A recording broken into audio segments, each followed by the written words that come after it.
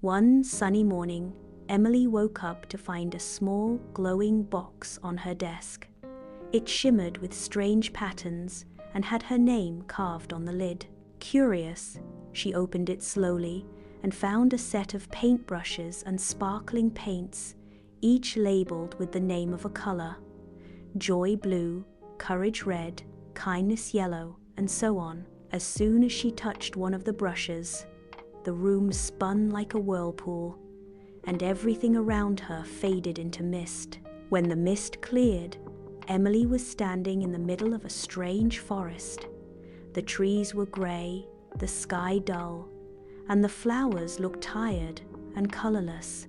Suddenly, a small creature with butterfly wings and a squirrel's tail fluttered toward her. "You must be Emily," he said. "My name is Lumo. We've been waiting for you." Emily blinked. "Me? Why?" Lumo flew in circles. This forest was once the most colorful place in the world, but the evil sorcerer Morton stole all the colors and locked them inside his tower. He believed color made the world too chaotic and wanted everything gray and quiet. Emily looked around. Everything did feel lifeless. "What can I do?" Lumo pointed at the magical paints in her hands. "You have the brushes of balance. Only someone with a kind heart can use them to restore the colors. But it won't be easy. Morton's tower is guarded by shadows that feed on fear." Without hesitation, Emily nodded. "Let's go." They began their journey, walking through faded meadows and silent rivers. Along the way, they met creatures that had lost their colors and their joy. A chameleon named Zara, who had turned invisible, a songbird named Felix, who could no longer sing, and a flower fairy called Isla, who had wilted from sadness. Emily used the paints one by one.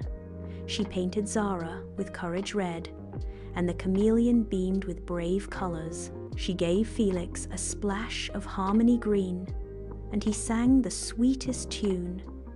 She painted Isla with hope purple, and the fairy sparkled back to life. Finally, they reached Morton's tower.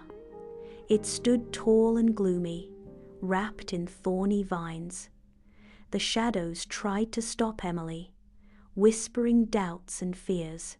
But with each step, she painted her way forward, painting the air with confidence orange and friendship pink. At the top of the tower, Morton stood waiting. "You think color matters?" he growled. "It brings mess, noise, emotion." Emily walked up and smiled. "It brings life." With a final stroke of Unity Gold, she touched the tower. A burst of light exploded, and waves of color spread across the land, washing away the gray. Morton, overwhelmed by the beauty, sank to his knees and wept. "I forgot how it felt," he whispered. Emily handed him a brush. "It's never too late." From that day, the forest bloomed again, brighter than ever. The animals sang, the trees danced in the wind, and Emily became known as the Keeper of Colors. And every time a rainbow appeared in the sky, someone would say, "Emily must have passed by."